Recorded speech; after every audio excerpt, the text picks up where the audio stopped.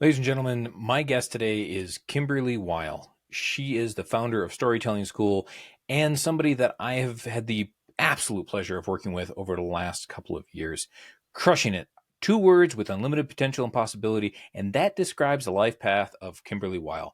How else could somebody explain a person who holds a distinction as an NCAA Woman of the Year, a fourth degree master level black belt, MBA educated, author of 2 books on technology, founder of an award-winning software company, winner of both the Association for Women in Communications Women's Achievement Award and the Spirit of Entrepreneurship Award for Professional Services, trainer of hundreds of TEDx speakers, improv comedy performer and instructor, international speaker, and creator of StorytellingSchool.com, specializing in high-stakes, short-form storytelling to help thought leaders expand their influence.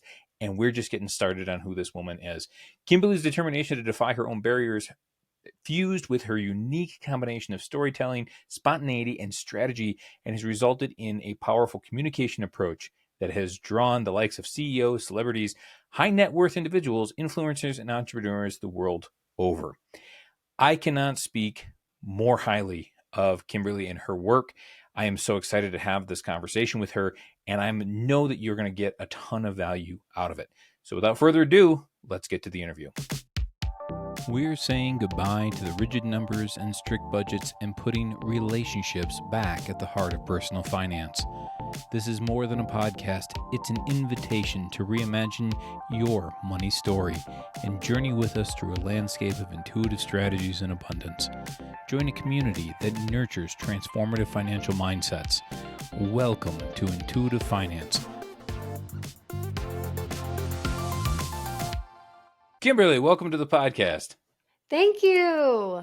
I am so excited for this interview, and I have to tell you that the number one thing that attracted me to your work was your focus on story. I love stories. I think they're super impactful and powerful.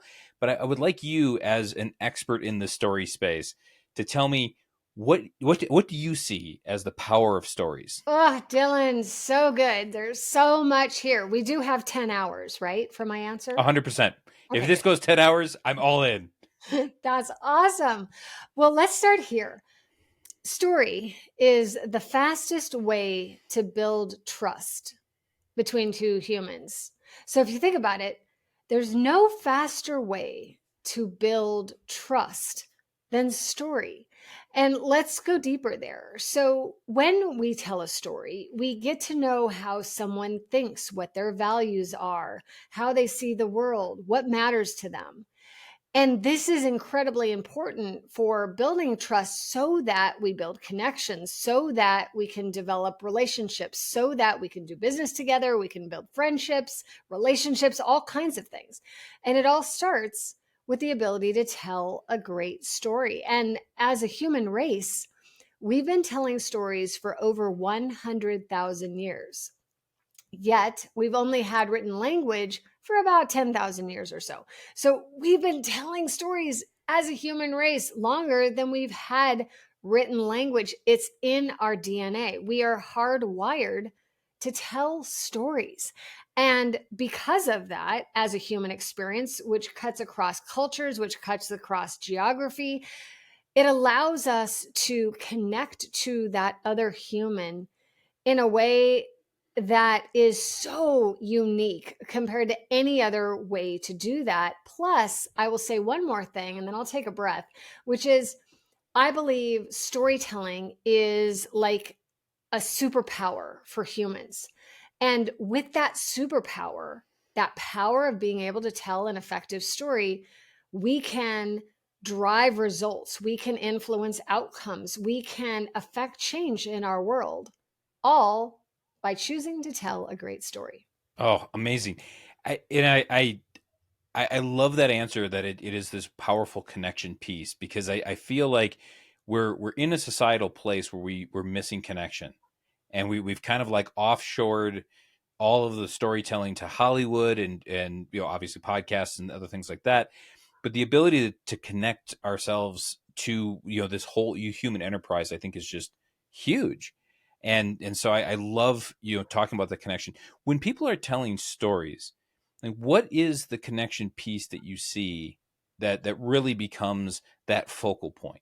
Sure, there's so much here too, Dylan. First of all, if I share a story with you about a time in my life where I overcame a huge obstacle, perhaps in my own true story, my own true life, I overcame the obstacle of, let's say, a time where I was playing sports and I used to be a softball pitcher, fast pitch softball pitcher. And so I might tell you about a time in my life where we were losing a game and something happened and we came around to win a game. Well, you might not be a softball pitcher or even know anything about softball. But what you will relate to is that comeback, that ability to get above and beyond that obstacle, whatever it is. So, a great storyteller will have the ability to transport the audience so that they see themselves in the storyteller's story. And that goes into kind of another area, which is as storytellers, I believe it's our responsibility to know our audience so that our stories are relatable. You know, if I'm in front of a military audience, I might use certain stories. If I'm in front of a group of entrepreneurs, I might pick other stories. If I'm in front of a group of women, I might pick other stories. And I'm not stereotyping, but instead, I'm understanding how can I serve them? What do they need? How can I connect with them? How can I share a story where they can see themselves inside of my story? Oh, amazing. I think that's a really important point to say, like, you have to tailor to your audience. And I think about, like, with my kids and all the stories and how I try to teach them and raise them, but then also, like, in the finance world, the people, the certain stories they tell themselves. And I hear really frequently, like, oh, I heard this thing that Warren Buffett said, or this story Warren Buffett said. And I'm like, but you are not Warren Buffett. What about the guy who is in your same position? What about, something where you're not starting from a place of $1 billion? And I love that, because I feel like those stories might be important to us, but it's all about the other person on the other side, isn't it? Yes, thank you for that distinction. And I want to double down on this because a lot of times, again, as speakers, as storytellers, as thought leaders, we think, okay, I've got this time in my life where I overcame this huge obstacle. I'm going to tell this story because I'm supposed to tell the story. So here is this story world. When instead, when we ask ourselves, how can I serve? What do they need?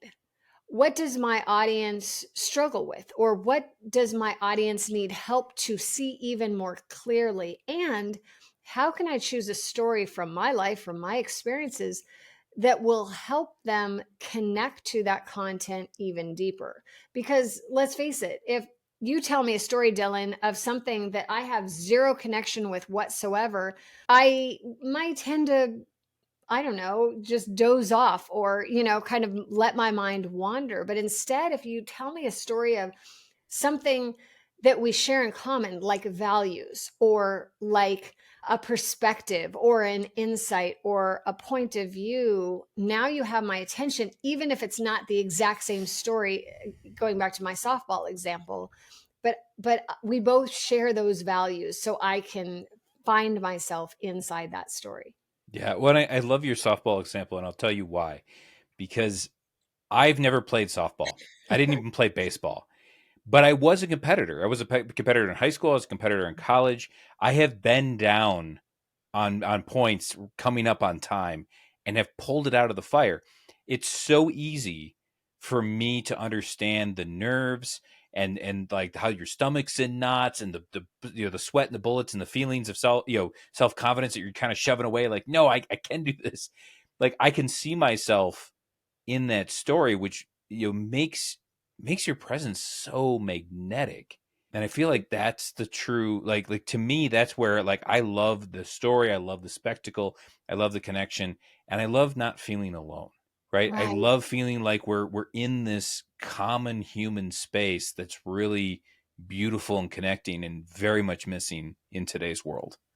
Yes, it's so missing in today's world. And I feel like as long as we are on purpose with our stories, as long as we are thinking about the audience rather than ourselves, it's going to go fine. And a lot of times I know as speakers and storytellers, we're like, okay, So, how's my hair? Or, what's going on with my outfit? Or, we're so focused internally. And that's not the game. The game is, again, I call it positioning it outwards. So think about them, think about your audience. What did they need? Who cares about your hair? Let's look at how are they sitting forward? Are they, looking at you intently? Do you have their attention, their undivided attention, right? So these are the things that we want to look at to test if our stories are landing. Amazing. Yeah, and I've been thinking a lot about that in just in how I position myself in the market, about the audience. And I Mhm. had a friend. He'll be on the podcast the week after you, but he always tells me, restaurants fail when the chef makes what they like to eat, not what their clientele is looking for. And I've been as I've been going through my own story arsenal and looking at it and be like, these are stories I love. But why do I love them? Because I want to be admired for them, because I want people to be in awe of me. There's an ego component. But when I ask, like, what's the gift for the audience? What's the thing that they're gonna feel? All of my stories have been changing lately, and so I would love your thoughts on that iterative process, because I feel like you hit it right on the head. People are so concerned with the arts and crafts. Is my hair right? Which for me is obviously a big concern. I Um, can understand. exactly. There's way too much curl in it today. Is my hair right? Is the lighting right? Do I have the right microphone or the right camera? Versus, am I am I telling that right thing? So what is the iterative process here, in your opinion, as the storytelling expert, when somebody's like trying to refine this process? Sure. A couple things come to mind, Dylan. First of all, success equals consistency over time, which equals results. So if you want to achieve that success, consistency over time equals results. And this was actually in my dojo for years and years and years, this huge sign over our dojo wall. And what I really take this to mean is the more that you are willing to experiment, the more that you're willing to try, the more that you're willing to test, the more that you're willing to play, the more that you will become a stronger storyteller, because you'll know what lands and what doesn't. You'll know what really captures the audience's attention and keeps them on their seat. And you'll also know when they're kind of looking at their watch or looking at their phone, right? So the more that we are willing to fall in love with practice, fall in love with that behind the scenes part of storytelling, the stronger and the more effective we're going to be when the spotlight's on us. Hmm. I love that. I feel like there's a lot of focus on perfectionism sometimes that happens in these things, where, your example of them looking at the watch. When I was in graduate school, I was just studying accounting. Everything was accounting. And I realized I needed something to stay sane. So I went over to a coffee shop and they were having a storytelling contest. And I was like, I don't know what this is about, but I'm getting up on stage. And I remember you looking out at the audience as I'm telling my story, and I saw someone look at their watch, and I was like, well, I got to ham it up. And so I just kind of acknowledged that and just went with it. And it turned out to be like my thing. Like my stories, I would engage the audience. I would point to people. I talk to people. And that's eventually what the audience started to expect from me. But I feel like there's a lot of people where they're going to look at that and be like, oh my God, I'm bombing. And on some levels, what is your opinion when you just get up there and it goes so poorly and you don't know what to do? Well, I think, there's so many things here. First of all, if you treat it as an experiment, right? Experiments don't always go well. So you Hmm. learn from it. And so you can ask yourself, what am I taking away from this? What went well? Here's something that, you and I've talked about, which is in the military world, it's called the after action review, but I've kind of adapted it sort of to do an assessment, a self-assessment on any time we do something, which is what went well, what went wrong, what needs work. And so you can look back at that time. Okay, maybe it didn't go as great as you wanted it to go. All right, what went wrong? Was anything a disaster? Maybe not. Maybe you have nothing that went wrong. Okay, what went well? Let's celebrate for a moment the things that did go well, because there's always at least some things that went well. And then what needs work? Here are your areas to focus on.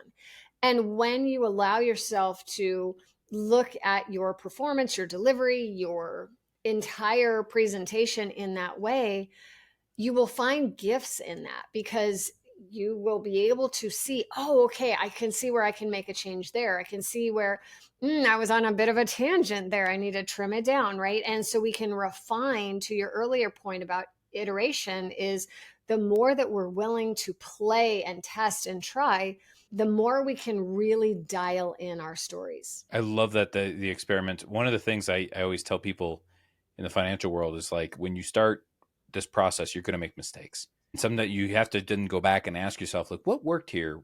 How do we twist the knob and just be really, clinical, not critical is the thing is the phrase I use with that.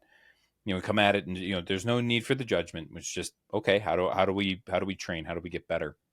I'm interested to know just kind of in that place, how does a storyteller become more quick on their feet, right? Like I think we've all like a big freezing point for me is getting up there and being like, what if I forget what to say? What if I forget the next word or the comedic pause that I've planned or whatever?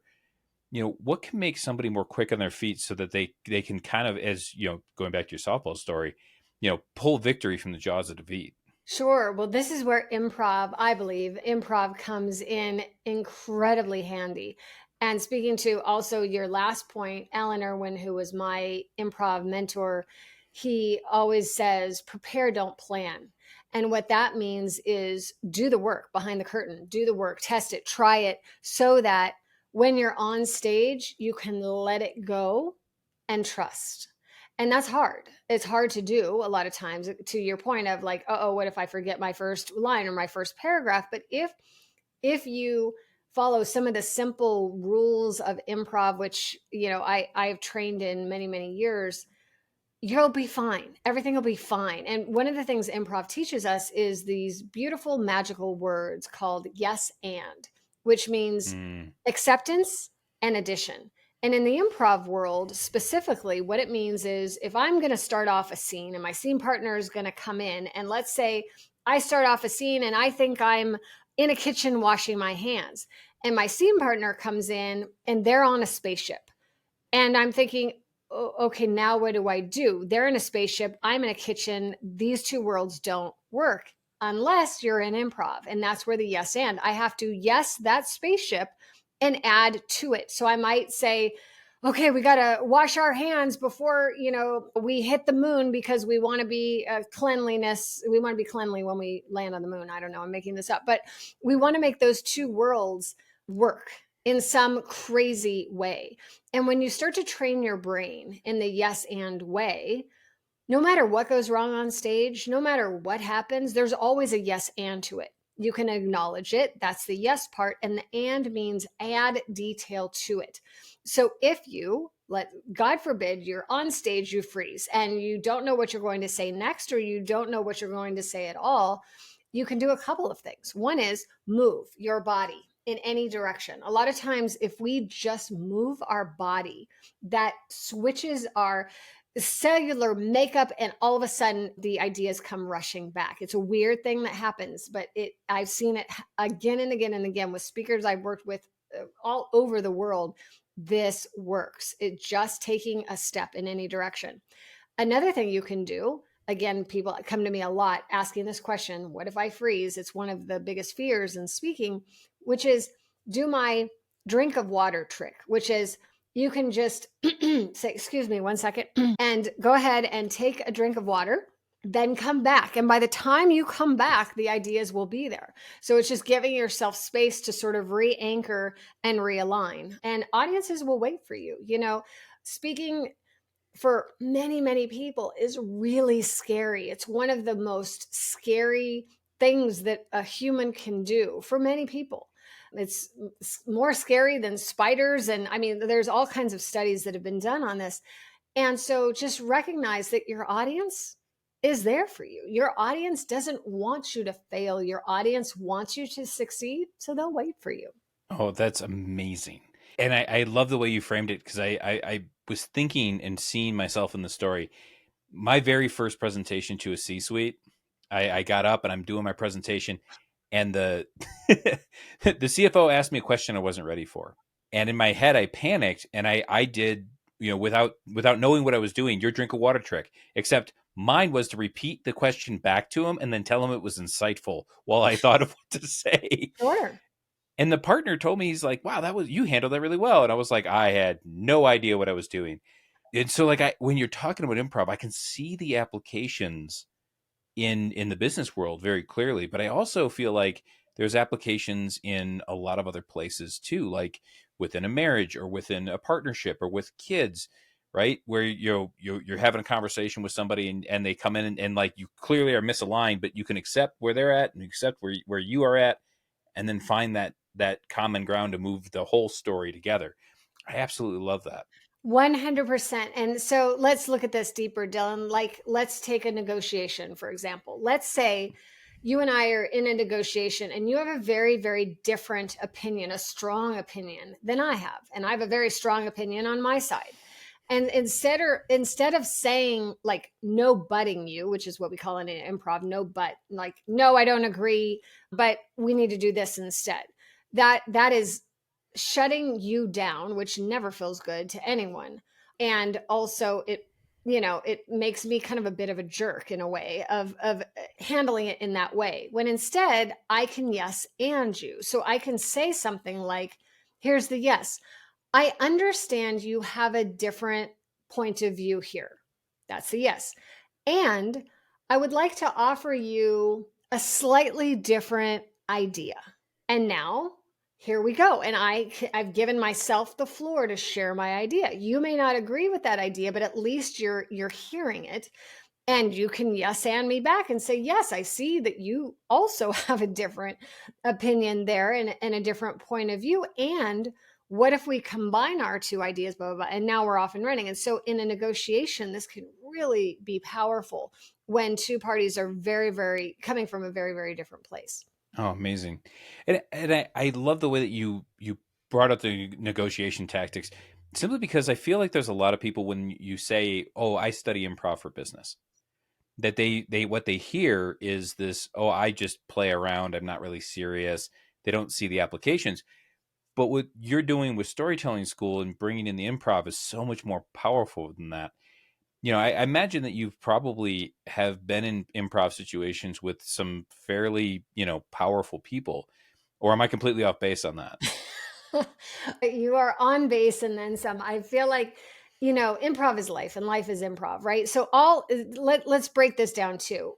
For people who are listening or like, what exactly is improv? So improv is simply, it stands for improvisational comedy, and it's comedy without a script. So there is Mm, nothing to memorize. There is no official, words that we need to say. It's driven. There's short form improv, which is very game driven. That's like the show Whose Line Is It Anyway, which you may have heard. hmm Really fun, fast games. And there's long form improv, which is kind of like, I think of it as a play coming to life in the moment. And there's a lot of different styles of long form improv as there is short form improv. But basically, from a practice, it is comedy without a script. And by training yourself to be vulnerable, by training yourself to trust yourself, I think so many of the skills that I've learned through improv apply to business 100%. I use them all the time.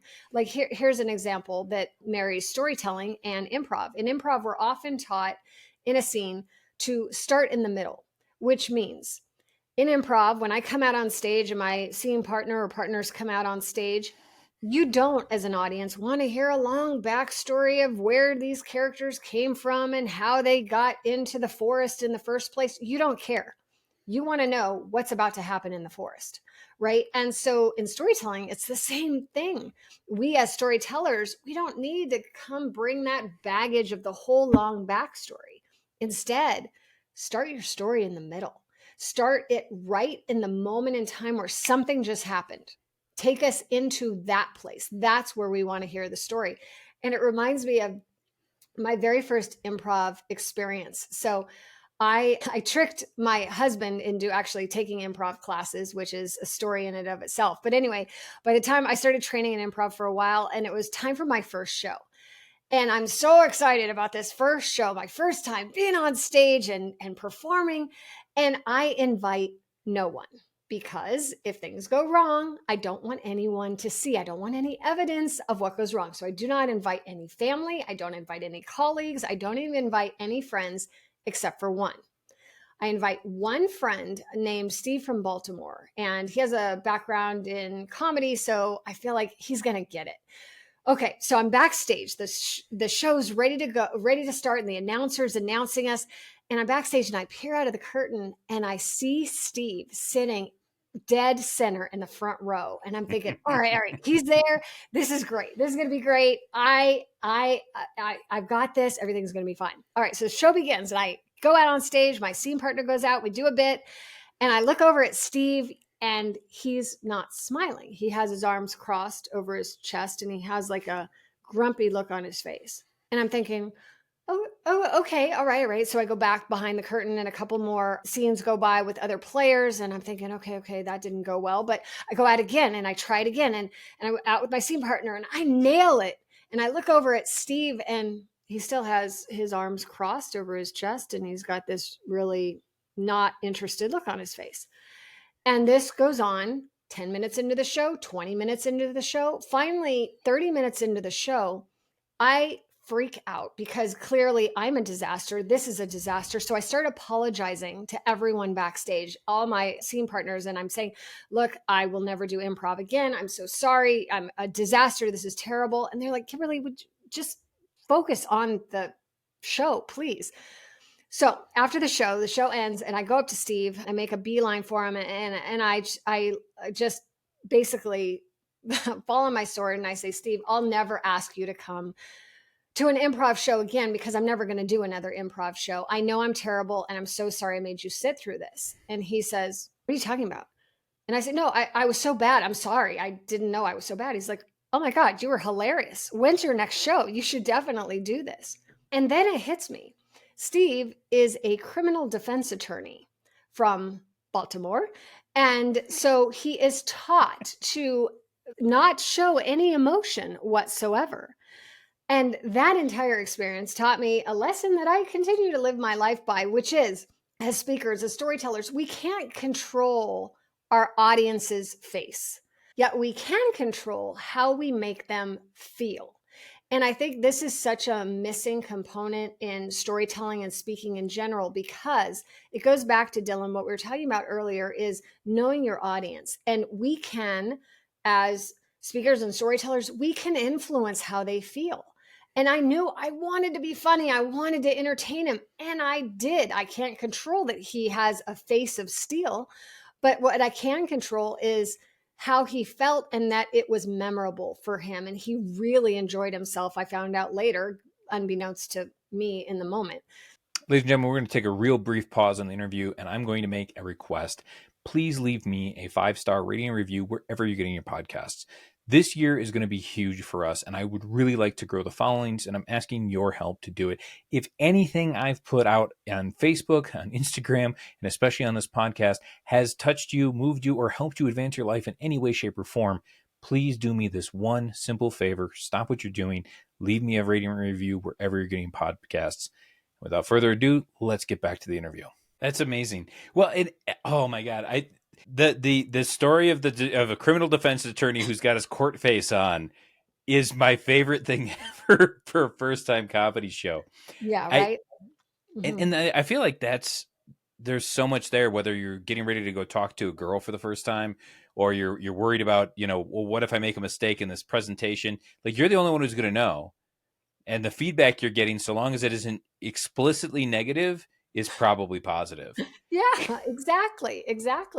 And just, so many of us is like, if we don't know what's going on with our audience. I've been in, many a speaking event myself where I've spoken and even gotten standing ovations. And yet there's those people in the front row or a couple rows in who are not smiling the whole talk. And they are the people who stay and wait to talk to me afterwards and tell me how this talk changed their life and all these things. Right. But you wouldn't know it to look at their face. So, oh, amazing. Everybody listening, please be aware of your face when you're an audience member. Okay, another lesson. Well, and I just feel like these are lessons that are so applicable, and this is kind of what I found when even just bringing interview guests on the podcast of like there's so much good knowledge to be had in so many different places, and I loved your story because I remember back when I was in sales, I gave a presentation to an accounting firm where everybody there was like the stereotypical humorless accountant, and I got done with it, and I told the owner, I was like, yeah, I thought it went well. And he was like, oh, are you kidding? This was the best presentation we've ever had. I mean, it was one note came out of this guy's mouth, and yet it was a really great opportunity for me to learn some of that lesson. And I think for so many people, that's their nerves will get the best of them, right? Yeah. You know, And and again, yeah, I mean, in my case too, I was focusing internally. I was like, oh, I'm bad. I'm destroying this situation. When actually, if I was just maybe look at other people in the audience who were laughing and I wasn't putting so much pressure on poor Steve from Baltimore, things would have felt a little different. I love that this man's name is Steve from Baltimore, Yeah. like he's a medieval knight. Yes, it's Sir Steve from Baltimore. Oh, it is. Like Um, all of our friends, like everybody who know, he is not just Steve, he's Steve from Baltimore. That's That's amazing. Well, when you said you're really focused on yourself, like this kind of brings up an idea in my head of like it's really not about you as the speaker, is it? ding, ding, ding. Yes, yes. That's if everyone could highlight this, put it on a sticky note, understand this. It isn't about you at the end of the day.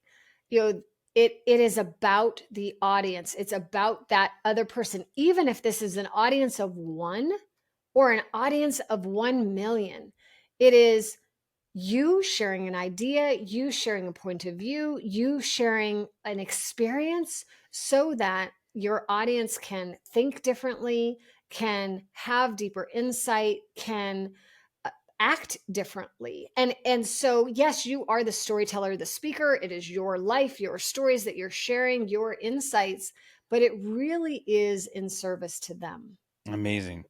Well, and I feel like that's a great way to focus any type of performance you're doing because in my mind, life's always a performance, right? You're always selling, you're broadcasting your brand, everything is part of that storytelling aspect.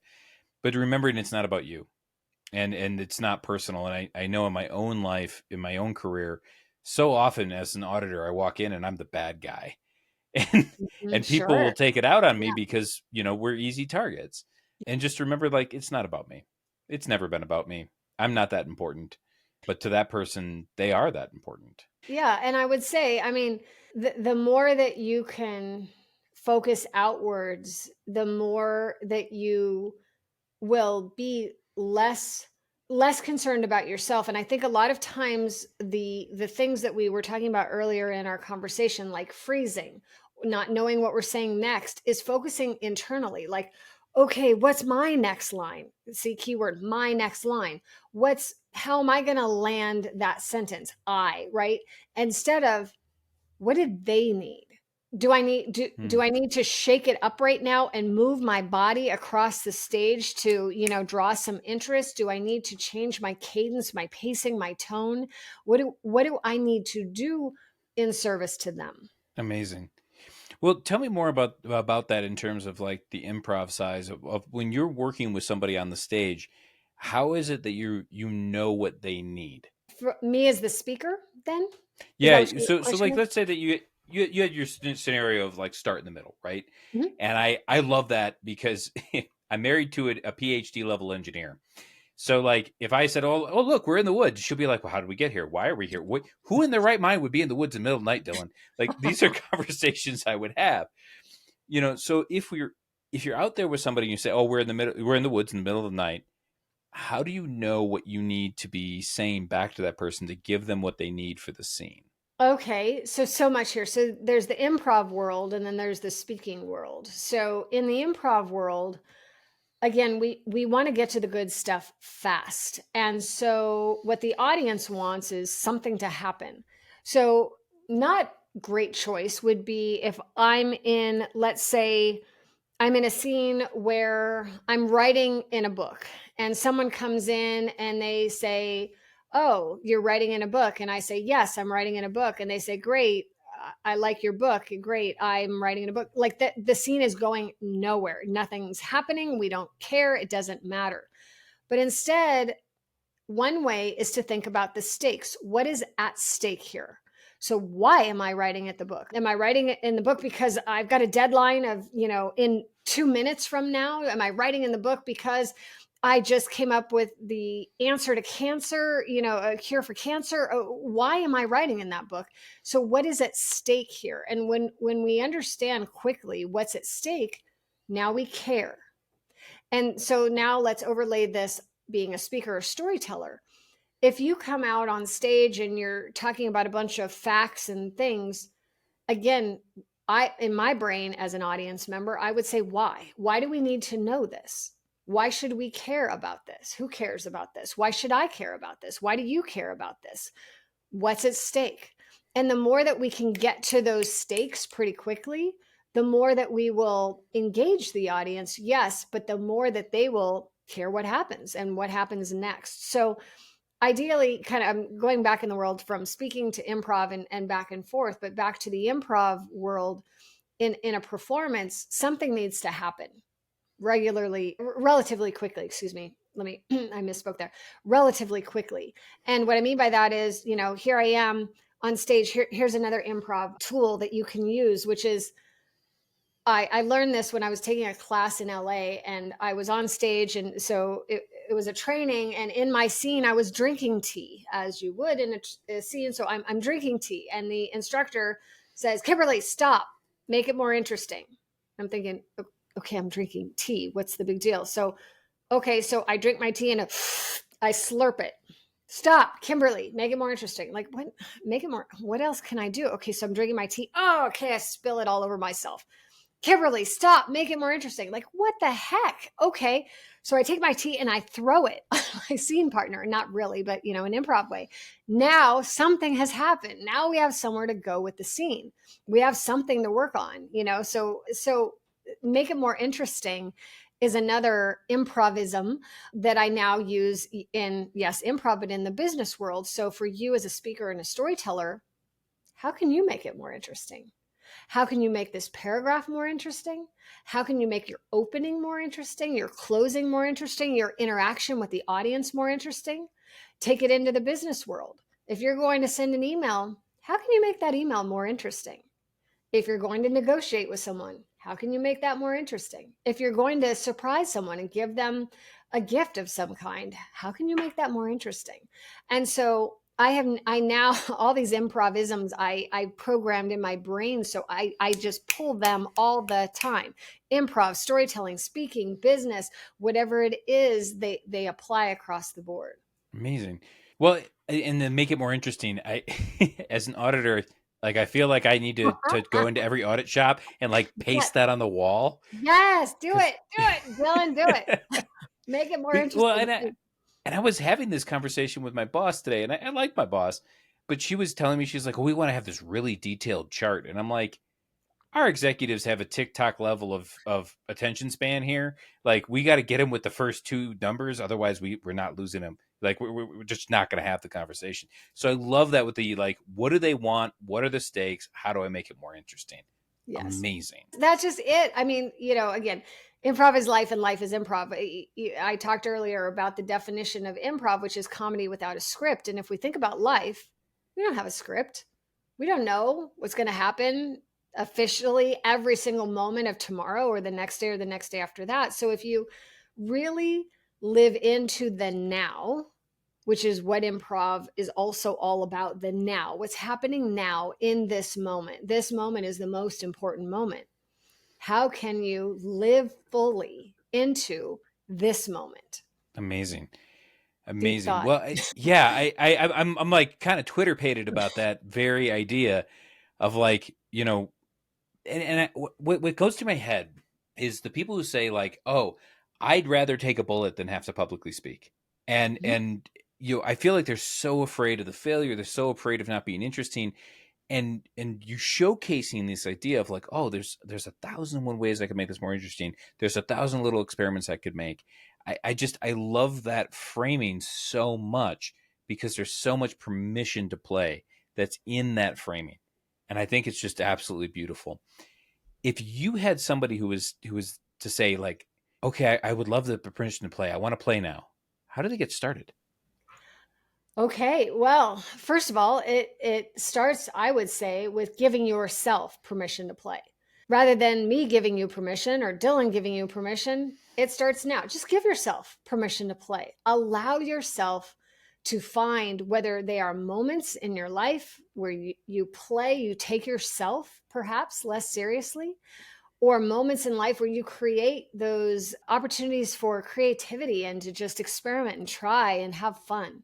It starts there. And then I would say, for those of you who want to share your ideas in a public way, which could mean a lot of different things, right? Allow yourself, give yourself that permission to experiment and let go of perfection. Let it be a little messy. And so I'll give you a couple of examples. Let's say you want to start sharing your ideas and you want to start sharing them on social. Great. Share those ideas on social. Share your stories on social.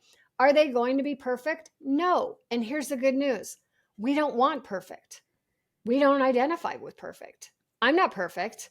I have never met a person, a human in my life, and I've traveled the world. I have not met one person who's 100% perfect. And so, knowing that, because you know your audience, if you believe this like I do, if you know your audience is not perfect, you don't need to be perfect because to them, that's fake. It's not real. It's not real. Now, that said, I'm not talking about being sloppy, but do your best. Do your best that you can and let that be good enough. It's the best you on that day. It reminds me of a martial arts test I was taking, and it was the night before. I forget which martial. I think this was like my second or third degree. I forget which degree this was, but we were in the dojo. And what's customary in my martial art is you share what you're about to do for your board breaking the next day at the test. And the whole test is going to be unknown to us, except for the 3-station break where we're going to break boards in a certain way. And there were 3 of us testing that day. And the first person went and said, okay, I'm going to do this, and this for my board breaks. And Grandmaster nods. And I go and I say, all right, I'm going to break 2 boards blindfolded over here with a knife hand attack. And I'm going to break 3 boards blindfolded with an elbow round over here. And I'm going to break 2 boards also blindfolded with a spinning back heel kick. And I'm so proud about my breaks. And Grandmaster nods. And then the third person goes and he says, his name's Andrew. And Andrew says, okay, I'm going to break 2 bricks over here. And I'm going to break 1 suspended brick over here. And I'm going to break another brick. And I'm going, what is going on here? And Grandmaster can clearly see this in my face. So he says, Kymberlee, in my office. Like, never a good time when Grandmaster calls you into the office. And he's like, what is going on with you once we get into the office? And he shuts the door. And I was like, look, we're all testing for the same black belt test. We're all testing for the same test, but Andrew's breaking bricks. And I'm only breaking boards blindfolded. So I'm going to look like I don't even belong. I have so many people coming to this test. I did invite people to this test. And so I have so many people coming and I'm going to look like a failure out there because I don't even compare to Andrew. And he says, Kymberlee, all you need to do is compare yourself to you. The best you on test day, not the best Andrew, not the best Bill. That was the other guy testing. Just be the best you. And if the best you is breaking multiple boards blindfolded, that's badass for you. That's what you need to do. Andrew's a kid. Let him break his bricks, you know? And so that changed me, that perspective shift of what if we are just the best us on that day? So back to your question, Dylan, about how to get started. Get it out there, experiment, be the best you on that day, knowing 6 months from now, you're going to be a better you and you're going to have even better stories and more effective stories and more honed in stories. Great. But we've got to experiment first in order to get there. Amazing. I like the like, well, you know, this is the best version of you here right now. This is where you're at. If I was blindfolded, I imagine that I would miss the board entirely. But it reminds me of the phrase "comparison's the thief of joy." of Mm. like, when you Yeah. have this capability, it's amazing. And then if you compare yourself to the person, be like, oh, I'm now no good.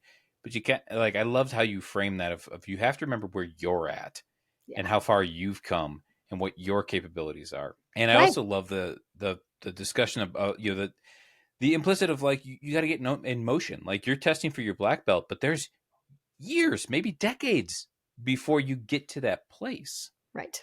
And that to me is just absolutely, like, that's a story in and of itself in my mind, an epic one Mhm. at that. Yeah, 30 years of martial, actually over 30 years now, over 30 years of martial arts training. It's crazy. Amazing. Well, and if I remember right from that, your original business in the storytelling world was not storytelling school; it was storytelling samurai, It was Strategic Samurai. Yes. So, strategic samurai.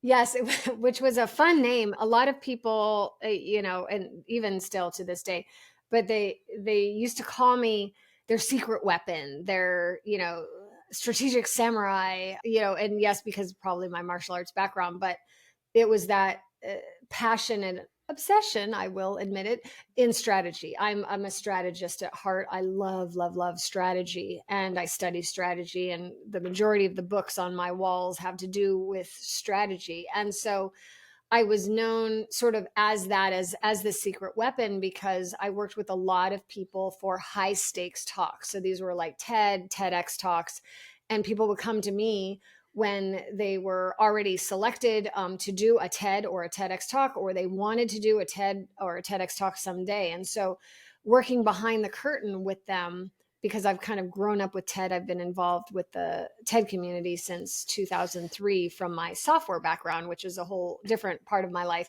But working with TED and really growing up with TED, I really value and honor the TED format of short form, high stakes speaking. So, how do you share an idea that can change the world in 18 minutes or 12 minutes or 6 minutes?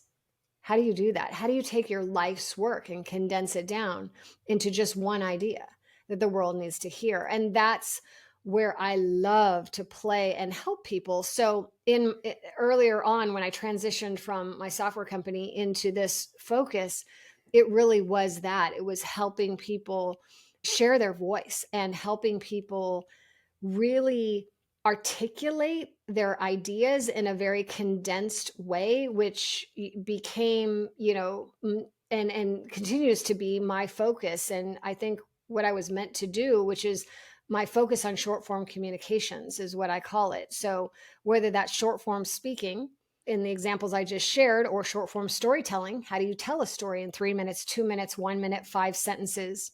Or short form improv, which I teach and train in as well. So all of those fit under the umbrella of short form communications. And I believe that as communicators, that's again, another superpower that we have as humans, because I'm building a movement of master storytellers to affect change in our world. And that is critically important to me, because through this communication, we can affect change. One person on one day, if they hear a story, it can change their life or even save it.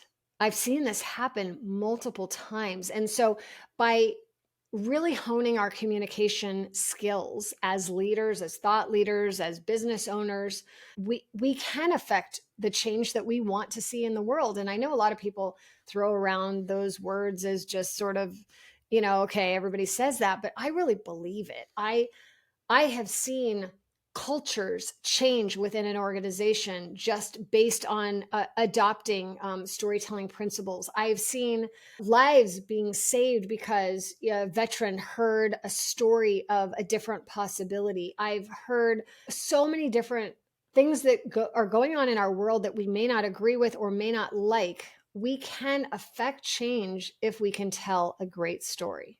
Mic drop moment. Like, like I'm stunned. That level of passion in the explanation of the power of story is moving. I mean, I was getting chills over here as you're waxing poetic on the stories. I don't even know what else to say, and I think that is probably the best place to leave this episode, because what could we possibly say after that? Now, I know people are going to listen to this and they're going to be like, I need more Kymberlee in my life. I'd love it if you could tell people where to go to find you, what cool, amazing events you've got coming up, what opportunities do people have to get more into your work? Absolutely. Thank you, Dylan, for the opportunity. And this has been so fun to talk to you. So, a couple things. One is my website is storytellingschool.com. And this is not storytelling for children's books. This is high stakes storytelling. This is stories for influence, stories for change, creating change. And so that's sort of the basis of my work is there, whether I am working with someone. I have online courses. So this is, kind of self-study courses. Some of the people that work with me just love to get in there. I can teach you how to tell a 3-minute, 2-minute, 1-minute story like by tonight. I have an online course that does that at Storytelling School. I also work with people where we're doing some ongoing training. Once a year, I do live training. I have an event that I've been doing for many, many years, and it's once a year at the end of February, and it's called Story to Standing Ovation.